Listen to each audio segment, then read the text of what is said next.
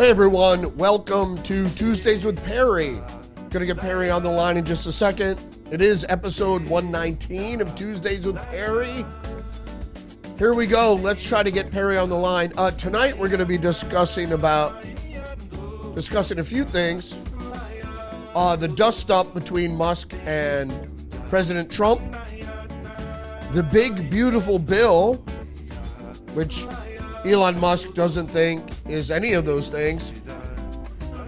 We're going to talk a little bit about the New York Senator Chuck Schumer and his take on the bill. We're going to talk about the Idaho shooter, the Egyptian terrorist who actually killed a woman with his Molotov cocktail attack in Colorado. And of course, we're going to be talking about alligator Alcatraz, all coming up right now. So let's see if we can't get Perry on the line.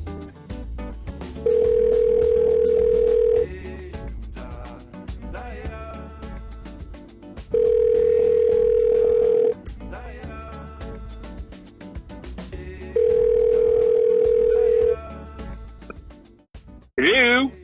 Hey, Perry, welcome to episode 119 of Tuesdays with You. My man from Florida, what's up, brother?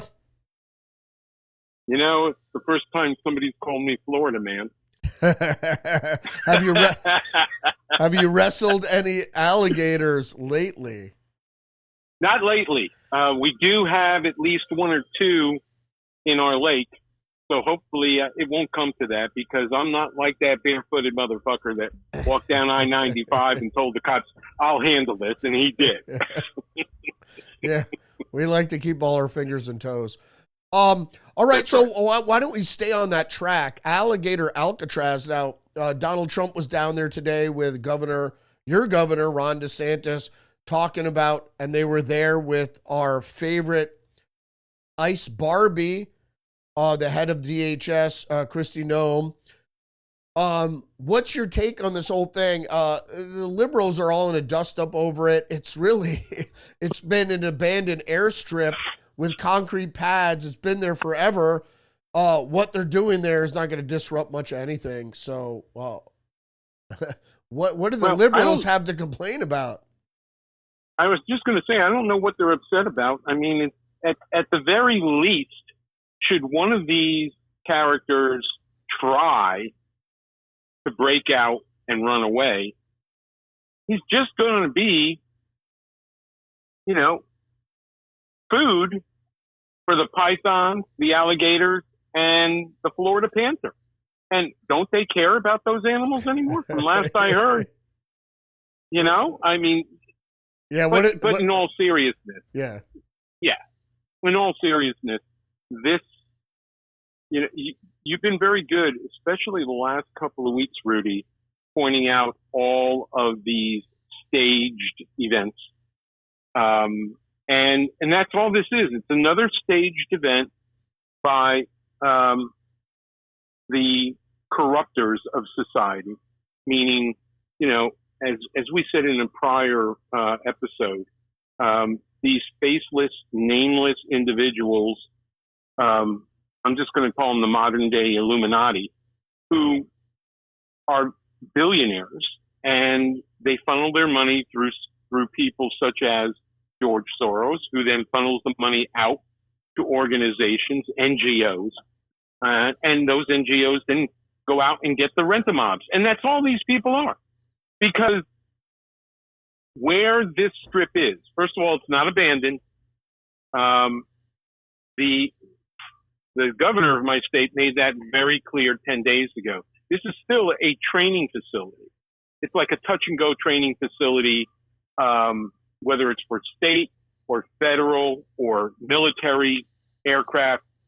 They use that strip for training exercise. And so that's one of the reasons why these two runways have been maintained for the past 50 years. As you said, these tent cities this tent city that has been rapidly constructed, literally in less than 10 days, is going to house all of these criminal aliens that the liberals seem to care more about than the 82-year-old. I don't think she was a Holocaust survivor, but there was a Holocaust survivor who was injured by that Egyptian who threw the Molotov cocktail. Anyway, they don't seem to be concerned about 82-year-old Jewish women that are now going to be buried by an illegal alien, but they seem to be very concerned about these criminal illegal aliens who snuck into our country, who have created mayhem, death and mayhem, and they're actually going to be treated for however many days they're there. And from what I'm gathering, there are going to be enough magistrates there that they can literally be brought in, sat in front of the magistrate, and the magistrate says, okay, what are the conditions of this individual? ICE explains the situation. He says, okay, how do you see it, Manuel?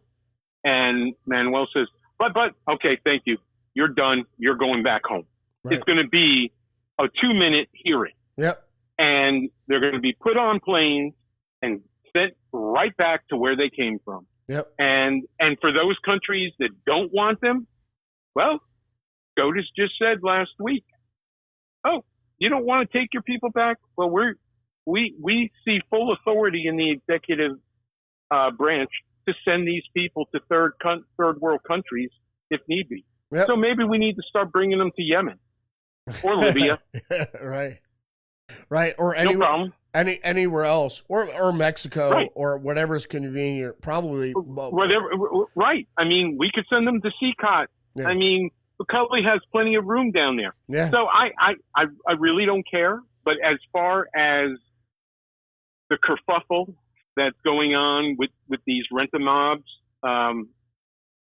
Floridians are laughing at this. You know, I don't know where they found a Miccosukee Indian to be the face of this dust-up, but they found 1 or 2 Miccosukee Indians, which are the Indian nation whose reservation is in the Everglades. Right. And a lot of the guides, because you can actually traverse the Everglades, you just don't want to do it without someone that knows what the hell they're doing. And most of the guides that take people on the airboat ride, take them on other watercraft.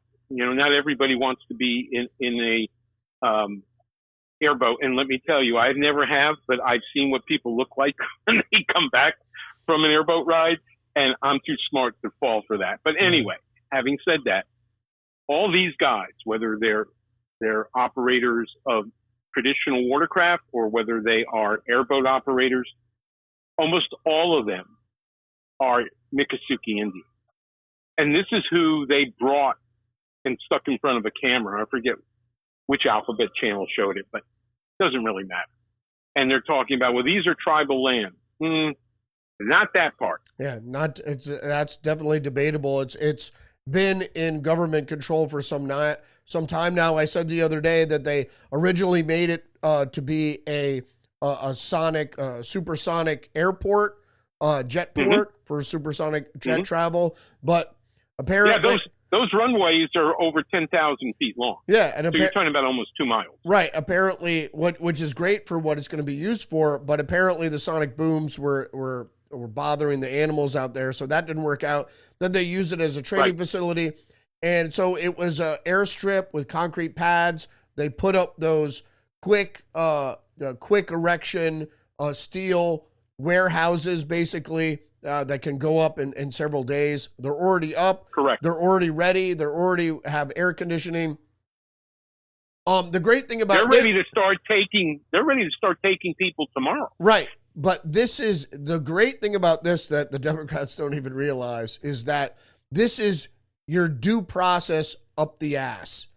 What they're going to do here is that anybody that they say, well, these people need due process, they're going to go here and they're going to go in front of a JAG, because apparently what I understood is the process is going to be is the governor is going to deputize or whatever they need to do to take the National Guard JAG Corps in Florida to get those JAG and magistrates there from the armed forces or the National Guard there to put them at this location. And you, like you said, you were going to get your 2-minute asylum claim or whatever due process that they say you need extra. And I want to make clear here is that you don't need extra, because the solution to illegal immigration in the law is deportation. There's no other due process needed. If you're here illegally and that's been proven, you're deported. In fact, many of these first, let's just say guests of Alligator Alcatraz already have deportation orders. And those deportation orders were assigned by a judge, and they have never left our country. Right. So that's why when I say 2 minutes, that's all it's going to take. Yeah. There's nothing needed. They want due process. It's going to come quick and fast, and it has to do with some, like you said, that already have deportation orders, but others that have quote unquote asylum claims. But right. You're going to get your due process and you're going to get out. And they couldn't do it. This is what they had planned for Guantanamo Bay, but they can't do it there because it's outside of the country. Technically, you're taking somebody outside of the country, and I guess that's against the law, according to the liberals. So you're going to get your due process up the ass, and it's going to happen at Alligator Alcatraz. So I have to give it to Trump. He's outthought them again. I can't take all the winning. I just can't. I can't take it either. All right, let's move on. You mentioned the Egyptian terrorist, right? Suleiman. So he burned a bunch of Jews with his Molotov cocktails. He also set himself on fire. So one of the an elderly Jewish woman now has died from her injuries. So now murder is on the docket for this guy who should have been deported when his visa expired. I think it was in November. Mm-hmm. Him and his family should have been deported, but as a parting gift, he thought he'd throw flammable liquid on Jewish folks. And their only crime was having a vigil for the hostages still held by Hamas. Correct. What's your take on this? I mean, now I think deport him, give him the death penalty. I mean, obviously this is an act of terrorism, right?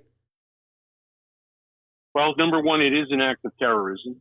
Number two, it was conducted by an illegal alien, now a criminal alien.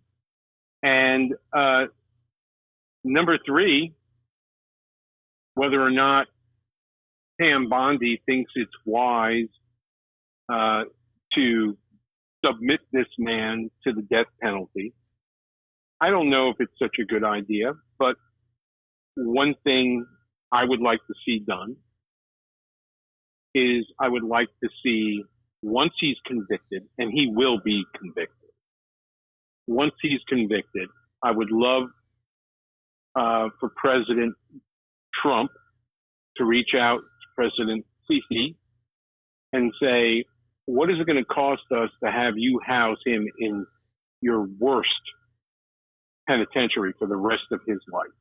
Why do I say that? Because if he goes, the rest of his family will want to see him. Who they go to. We don't have to worry about them staying here for any reason. Right. And Lord knows there'll be enough bleeding heart liberals who say we have to give them asylum because they will be picked on by Egyptians for making the Egyptian people look bad. So let's just send them back. Yeah. And make sure he's stuck in. I don't know how many of your viewers have ever seen the movie Papillon with Steve McQueen and Dustin Hoffman, but I advise them to watch it if they've never seen it. And those are the conditions I would love to see that man put in. Yeah. Let him start. He's not an old man. He's a relatively young man. and has a young family.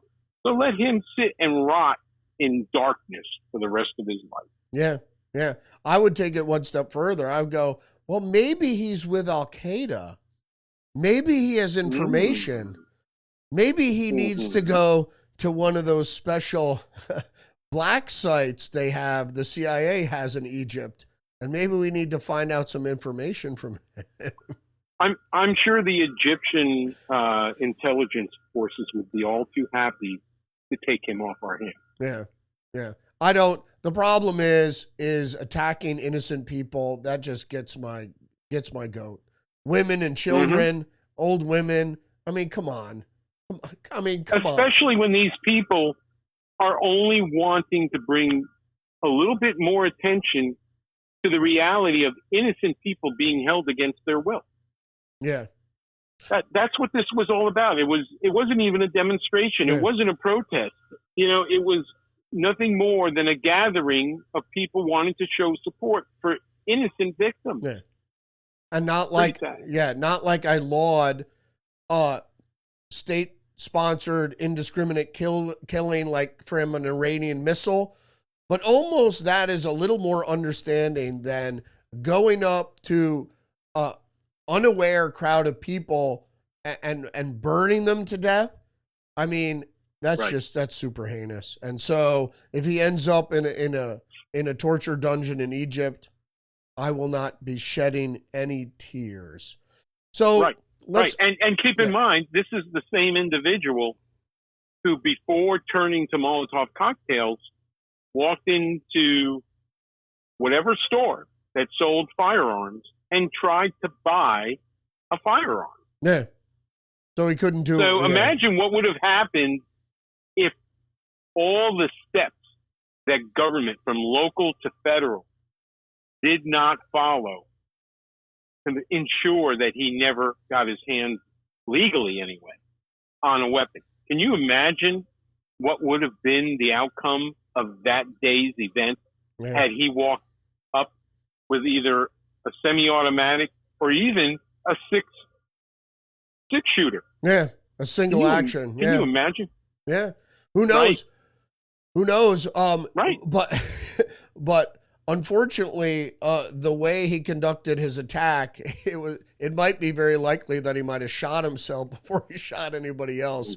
We could have only hoped. All right. Speaking of shooters, let's move off to, and I have to agree with you there that illegal aliens or even legal residents that aren't citizens of the United States shouldn't be able to buy firearms. Right. So this shooter in Idaho, what the fuck? Another shooter, which you can't put the puzzle pieces together because it doesn't make any sense. I don't know. I don't know if you heard my broadcast this morning. I listened to the whole show. Yeah, a freaking shot. He was in the tree with a shotgun. What?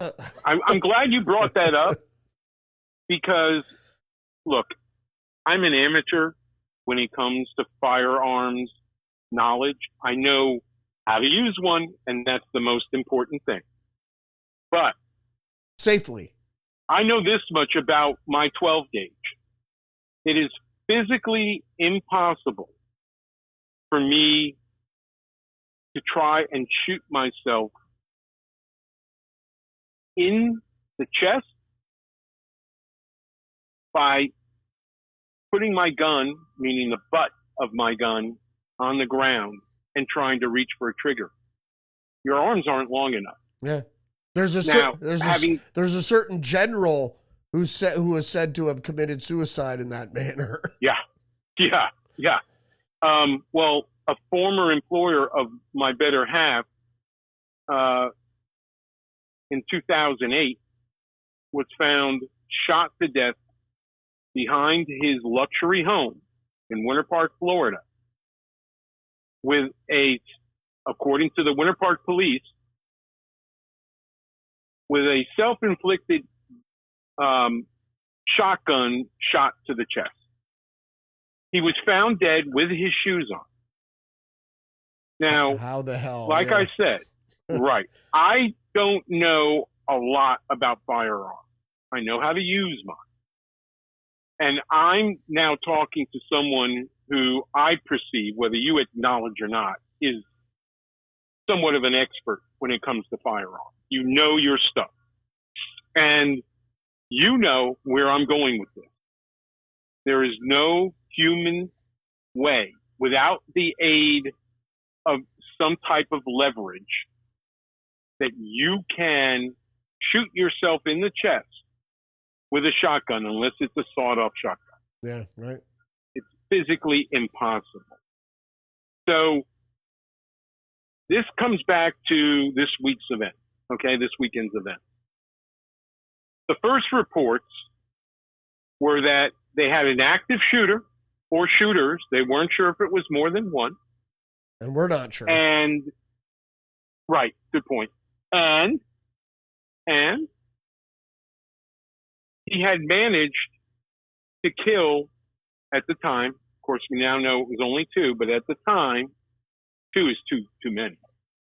At the time, there were they said several firefighters that were called to a building's fire, not a wildfire, but a building that was set on fire. Now, how the sheriff of that county got that wrong is beyond me. Okay, you have your people who gather information at the scene and inform you as to what the current situation is before you go in front of the cameras. How he was so misinformed is beyond me. But having said that, when you look at what we now know about this shooter, first of all, I'm going to use one of your terms. He's a wind-up boy. You could see that. You can see, just like with what happened in Minnesota last month, I'm using air quotes, roommate seemed to be saying one thing, but that's no longer adding up either. Right. And the shooter died from a self-inflicted gun wound with a shotgun? How is that possible? Right, and the gun was nearby. What the fuck does that mean? Right. Exactly. Yeah, and what, so, did he shoot himself in the tree? I mean, and how do you snipe with a shotgun? And how do you shoot from the tree? Yeah. How was he able to accurately point, aim, and shoot from the tree? A shotgun from a tree. A shotgun. Yeah. Now, like you said on your show today, maybe it was a slug. Okay, but even if it was a slug, with what I know from my 12 gauge, you got to be pretty damn close. You got to be no more than 20 to 30 yards. Yeah. For you to have enough brute force from that discharge of the weapon to possibly kill you, unless it was a headshot. Yeah. From a tree. But again, from a tree. From a tree. Right. Right. Maybe from a supported, anchored position, maybe you could go 100 yards with a slug, but we don't know it's a slug. And they said right. The engines came under fire, and that two people were killed, one person was wounded, and several, according they said 11 altogether, had to take cover behind the fire engines. Yep. A lot of that doesn't make sense. How can you pin down people with a shotgun from, let's say, 20, 30 yards away, right. Looking at it, the parking lot there, and then you have the whole thing about that they got into an altercation with him because his car was parked there, because they had to park the engines there to fight the fire. So they're like, you got to move right. your car. Was he in the tree at the time? Was he in his car at the time? Was he standing in the parking lot? We don't know. Was he holding a shotgun at the time? None of this seems to make right. None of this seems to make fucking sense. This, unfortunately, is what has become of your former field of expertise, known as journalism. And nobody asked any questions. This is how the reports have been conducted. Well, they don't ask real. Whoa, I think we lost them. Get him back. Let's get him back. Hold on. I think he hung up on himself. Let's see if we can get him back. The whole point of that is the reporters don't ask the right questions. They just take information. It wasn't an AR-15, they were probably asking, that's surprising enough. So let's see what happened here. It's not even ringing. And the other part of that was very mysterious, was they encountered him when? They don't have a timeline. I don't know when we're going to see a timeline about this event. So this is very disturbing.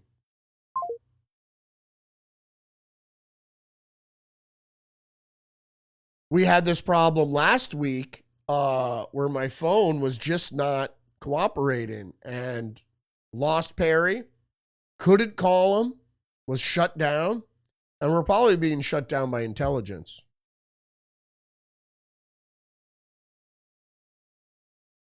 Hello?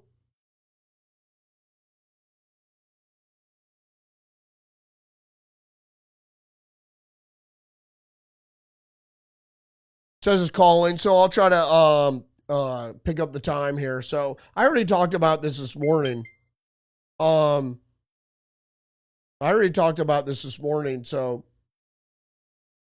in any case, if you didn't know the story,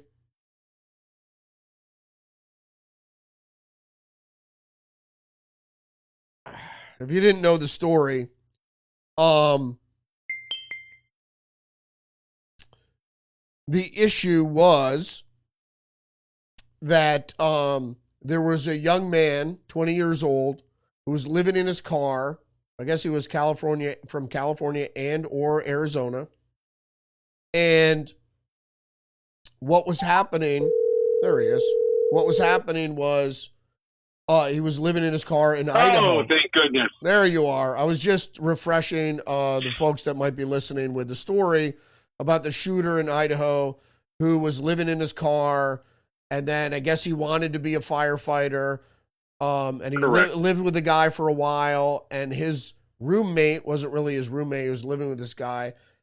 Kind of served up the same story that we heard from the guy in Minneapolis who was the roommate of Butler who did the shooting there. And so, and now we can't piece it together. The firefighters confronted the shooter about his car being parked there. They said, you can't have your car parked there. We got to fight a fire.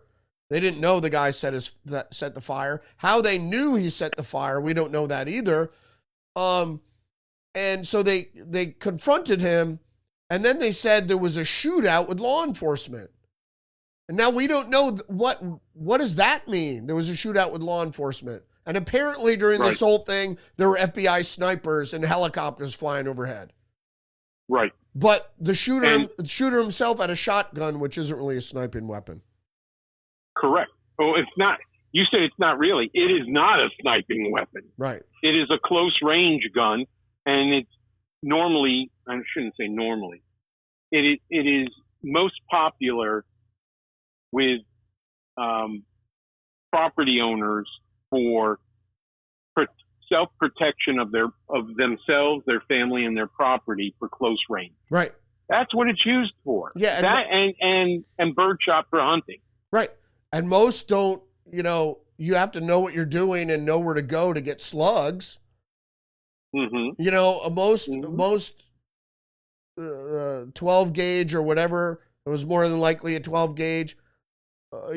Most shot for that is usually bird shot for the most part, overwhelmingly. That's right. And so you would have to know that you're going against humans and shooting long distance to buy slug for it. So this whole thing really doesn't seem to make sense. And they don't even confirm that it was a shotgun that was found near him. And as you brought up very poignantly, how do you, if it's a regular size shotgun, it's very difficult to shoot yourself in the chest. If your shoes are on, because you'd have to use your toe to activate the trigger. Mm-hmm. And so maybe you shoot your head off. it just seemed, a lot of things seem weird about this thing. So I wish I could make Correct. sense of it. I guess his grandfather said he wanted to be a firefighter. Maybe he went to apply and maybe they said, fuck you, or embarrassed him and he thought he'd get back at him. I'm not ruling out that this could very well be just some crazed kid. I mean, there are plenty of those around, but you know, what makes you crazy? You know, he had his phone. Well, Yeah, they had his phone and they were pinging his phone, so they found his location of his body. But I thought he was in a tree shooting at firefighters. So correct. Wouldn't they know where he was? It just doesn't make sense. Correct. And just the way this entire story was laid out by, well, not solely by today's journalists, but certainly my problem with all this is if you're a journalist and your job as a journalist is to get a story, you have to have a basic sense of curiosity in order to build that story. And from the time I was in either grade school or junior high, the way to write a story, I'm not talking about as a journalist, but journalism used to use this. I don't know if they still do, based on the stories that have come out in recent months. I don't think they do teach this in J school anymore, which is who, what, why, where, when, and how. And when you look at every story, I don't care where you go, you look at every story that has been written on this particular situation, those questions go unanswered. And, you know, yes, we know who. And we also have learned that based on remarks of both his so-called roommate and of his grandfather, he lived a troubled life, which would also explain why he was recently living in his car. He couldn't support himself. The reasons for that, we can only assume, and it's always bad to do that. He was incapable of holding a job. And I think it'll come out. Maybe it will, maybe it won't. He wanted to be a firefighter. That's the reason why he moved out there. And he would, at one time, I think his grandfather said he was living with him when he first moved out there. But since then, he has fallen deeper and deeper into this hole that ultimately cost him his life. And there doesn't seem to be any curiosity on the part of the American press to get to the bottom of this. So we're left with these, as you just said, unconnected puzzle pieces. They don't fit together. It doesn't make sense. And it seems like every one of these particular stories that take place in our country have the same example that takes place. Yeah. And it's very troubling. Yeah. There's no motive, and it's always a lone wolf Mm-hmm. that's isolated.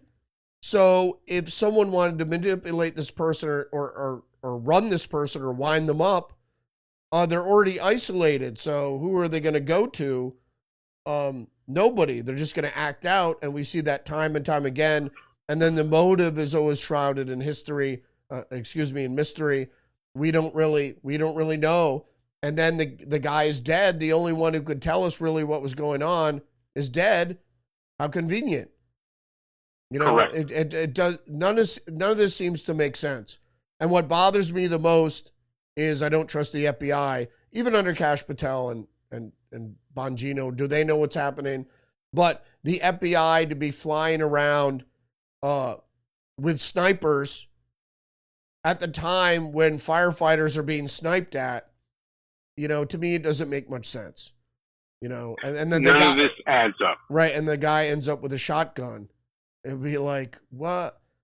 So we'll have to wait and see if any other information comes out. maybe it'll dispel other things. I mean, unfortunately, the young kid is dead, and dead men tell no tales, so we're not going to know. But also, 2 firefighters are dead, which is that's the real tragedy. Yeah, exactly. And so I likely believe that this will be spun and that, always a Trump supporter, or somehow we're going to get him into right wing. If you don't know much about Idaho, it's a bastion. A bastion of right wing crazies, and the FBI and law enforcement are all up in there. White supremacy and Ku Klux Klan and anti-government types, and because I was Ruby Ridge. Yeah, I was talking with some girl out there. She was like, "Oh, there are more KKK and white supremacists in my town than in the whole nation," and she lived in like Podunk. I mean, all of Idaho is really Podunk. I've known plenty of people from there. I don't know a town except for maybe Boise that has more than one stoplight. That's correct. Right. And then, the white supremacists are everywhere. I'm like, really? Why? You think the white supremacists would, I don't know. Well, that kind of makes it easy for the Fed, don't you think? Yeah, well, it is. Because it's not a target-rich environment for the white supremacists in Idaho. Yeah, there aren't too many Jews that live there or black. Right, exactly. Shouldn't you go to Oakland or Manhattan or something? I don't know. All right, let's get to the story, which is at the top of everyone's lips, which is Musk versus Trump. Now, I'm going to want your take on this. There are a few things we're going to get to with the big, beautiful bill that has passed the Senate. J.D. Vance had to come in and break the tiebreaker, which I knew was going to happen. So apparently, we knew Rand Paul was going to vote against it. And Tom Tillis. My boy Tommy. Oh, fuck. I'm not going to shed a tear when he leaves. And, of course, Maine's finest, the Loons, Harry, the Loons, Miss Collins, voted against it also. So we had to bring in J.D. Vance to break the tie. And we're going to get to Chuck Schumer in just a second. But what is your take on Elon Musk's resistance to the bill? My take on it was he doesn't know how democracy works when you pass a budget, because there better be something juicy in it for everybody, or they're not going to take a bite or vote for it. So. That's correct. Well, look, we've been down this road recently. His father said pretty much the same thing you just said. When it comes to politics, he's very naive. That's not a crime.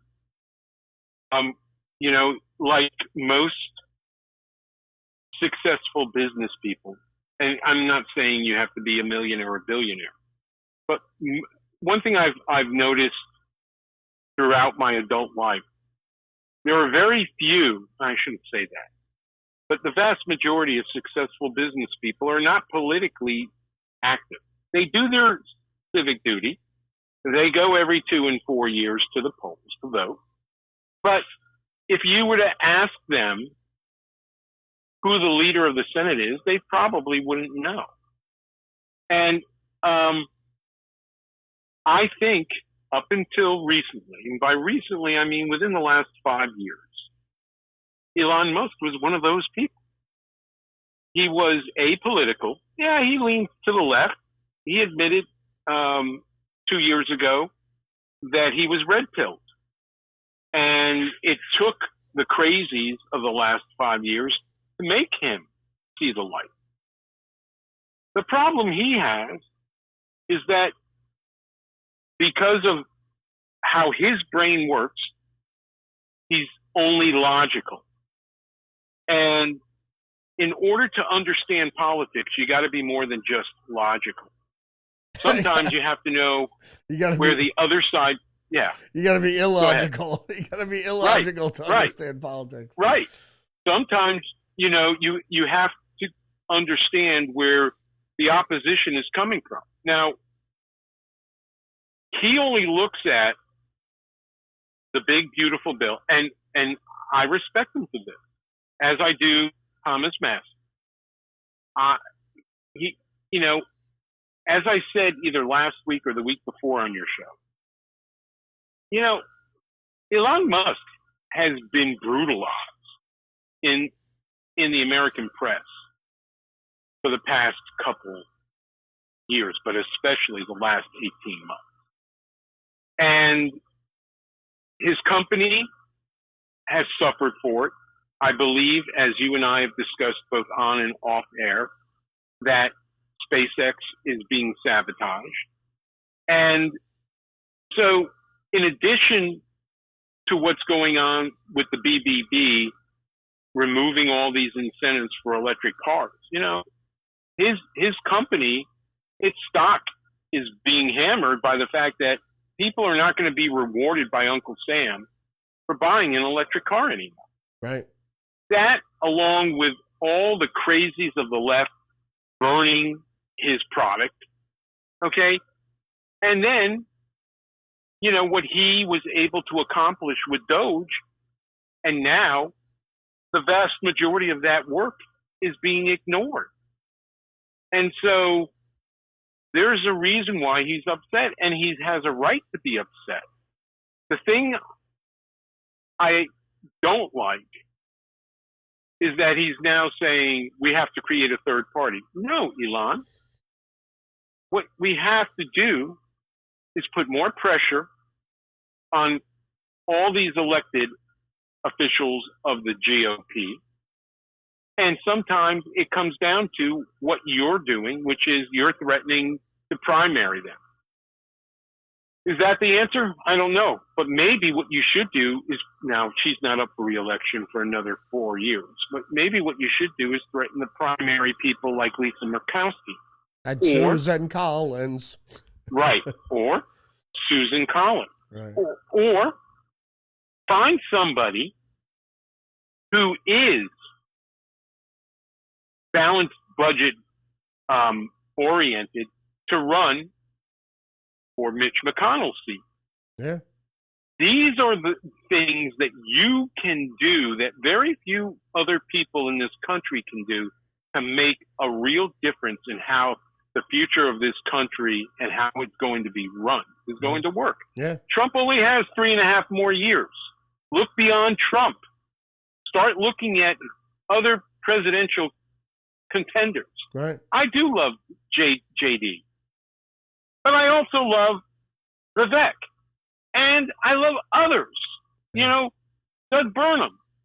There are members in the Senate that would make excellent CEOs of this country. Yeah. That's what I want you to do. Forget, stop pouting and focus on where you can be effective like you were this past 18 months.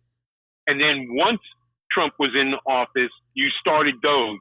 The amount of education with regard to the finances of this country and how it's been abused that Doge has provided the average American like me and you is humongous.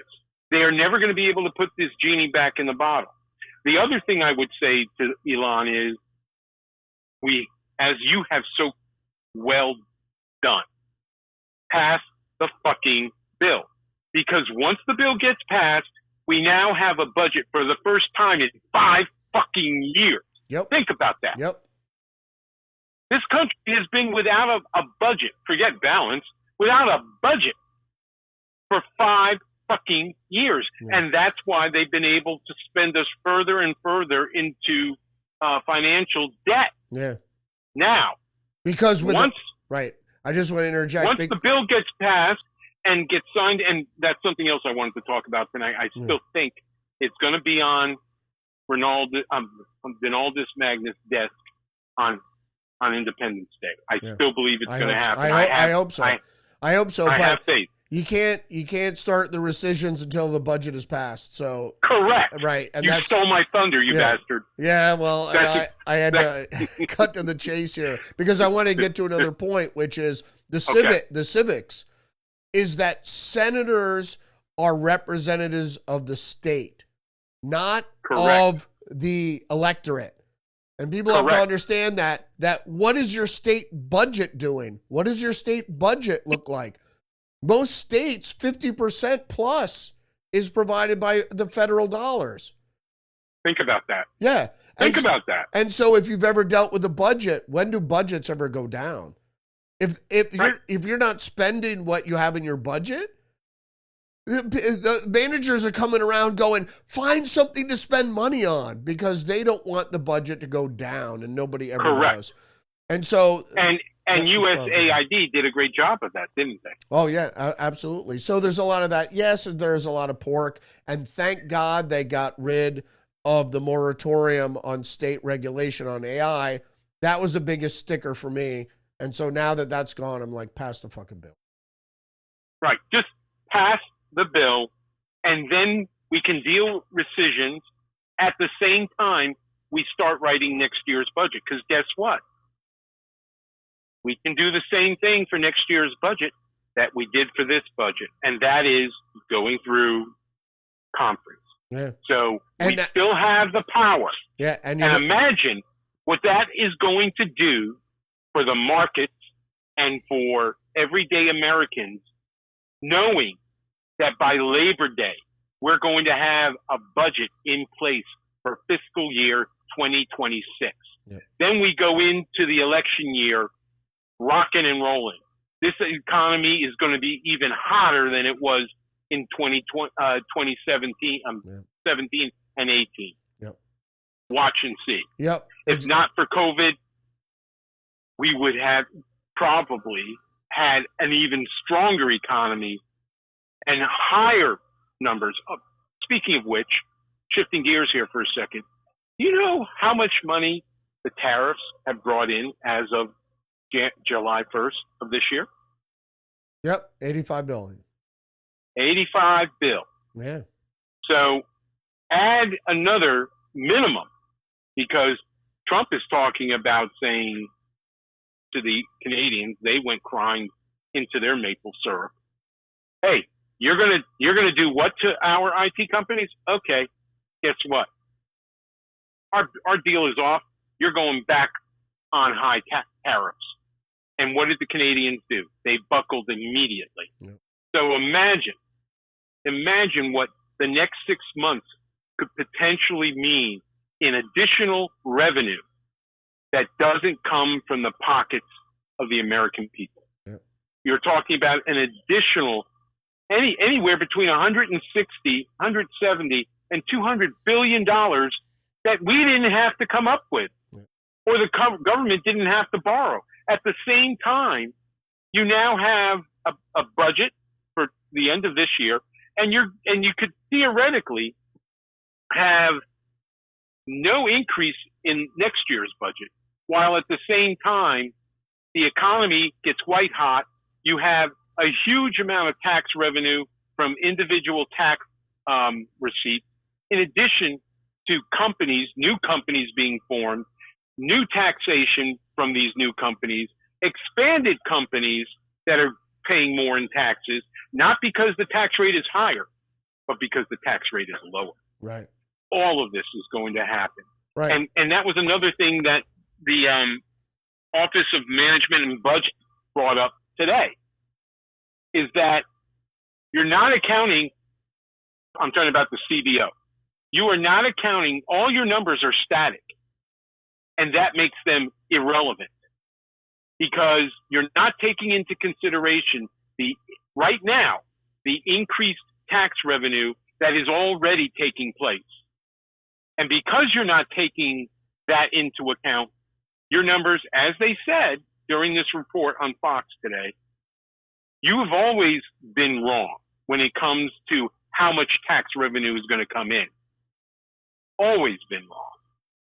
And the case was made for just what has happened since January of this year. They didn't account for all this extra tax revenue. So imagine what's going to happen. We will get to a balanced budget, especially if we retain control of the House and Senate in 2027 for the rest of Trump's administration. Just imagine what's going to happen economically for this country with almost $12 trillion of new investment from around the world. Yeah. think about that. Yeah, a lot has to. We're not going to get any help from the Fed, so we really need this budget to be passed. And I think that's the way to go. I don't think it'd be. I'm a fiscal conservative, and so I don't like to see the spending either. But we need this win right now. We need this legislative win to happen now in a timely way. We can't wait till after the break. Right. I mean, it just has to happen. There's no alternative. But I understand why people are protesting. But we have to get past that and get this legislative win for Trump, and then we can talk about rescissions and stuff. Right. And going back to Elon. So Elon, get your panties out of the wad they're in right now and start pumping all of these Republicans that wanted, like, for example, this is a real pet peeve of mine, the SALT agreement. Yeah. I'm not talking about strategic arms limitation talk. Yeah, the state monies, yeah. Right. A pet peeve of mine is I escaped from Connecticut 40 years ago, before the state income tax was instituted. And when it was instituted, I said to all my friends, like your lovely better half, why are you staying here? Well, my career is here. Yeah, so what? Your career could be in Florida. You live a much better life. Well, my parents. Okay, I get it. My parents lived in Florida. Your wife's parents still lived in the home she was born and raised in. I understood. But my argument to people like you and your better half is, why the fuck do I have to suffer? Meaning, why do you get a tax deduction for a state that doesn't know how to control its spending? Yeah. That affects me. Yeah. That affects me. I live in a state that doesn't have that. Yeah, don't get me started on SALT. It's taking it down a bad road. Because I was also going to bring up the fact that also in the budget, they take tax cuts and they put them as an expenditure, which I don't believe that's right. But we've talked about that before. Last point here is Chucky Schumer is forcing Republicans to strip the bill of its name, calling that move a win. Now, I didn't hear about this. What is all that about? The reason why I mentioned that to you this morning was because this is how far he has fallen as a political leader. He has gotten to the point where he has said to John Thune, they weren't going to vote for it anyway. Yeah. We're not going to vote for it, and we're going to hold this up if you don't change the name of the bill. Really? That's what you're fighting for? The name on a bill? Yeah, that's obviously you've already capitulated. You don't have to worry about getting primary. You're simply going to retire when your term is up in 2 years, or is it 4 years? Maybe it's 4 years. You're simply going to retire, because if that's what you want to go back home to New York State and show the people that voted for you that this is the hill you were willing to die on, changing the name of a bill so that the Republicans couldn't use it. All right, you know what, Schmucky? You go right ahead. But we'll give that to you. But that's a win for you. That's all they got is semantics. That's why they had to take the Green New Deal and rename it the Inflation Reduction Act when it actually did the opposite. Right. So all they have is semantics. They'll slap some name on something that's detrimental to the United States, and they'll call it a win. It's wonderful. It's reducing inflation. Really? Why did inflation go up? I can't get it. Correct. All right. What's at the same time that Powell was keeping the rates low for borrowing money. Right. And now he's keeping them high. That fucker. Mm-hmm. I hope Trump replaces him with Trump himself. I'm the mayor. I'm the sheriff. Hey, he appointed himself in charge of the Kennedy Center. That seems to be turning out pretty good. Yeah, right. We'll see. All right. Last words before we cut out here, Per. Well, hell, did we cover everything? I don't think we covered everything, did we? We did, yeah. You hit the CBO. Well, shoot. You only gave me 4 things, and so we're at 55. No, I gave you 5. Yeah. Schmucky. Yeah, you're right. The shooter. Yeah. Son of a gun. Yeah, and we're at 55 minutes, so. Good enough for me. All right, so I'll see you next week. Oh, yeah, I'm looking forward to it. All right. Well, actually, next week I have a meeting on Tuesday night, so in 2 weeks. Fair enough. So, last words, I would like to wish everyone in your audience a wonderful and joyous Independence Day, because for 1 out of every 5 years, it's going to be on a weekend day, which means it's an authentic 3-day American holiday weekend. And an independent 249 years of liberty. Right. And what are Republicans independent of? I'm sorry, I didn't hear you. What are Republicans independent of?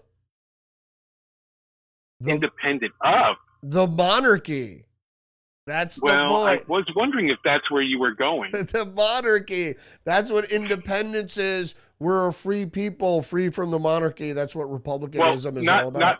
Not only free of the monarchy, but what did we institute the beginning of the revolution over?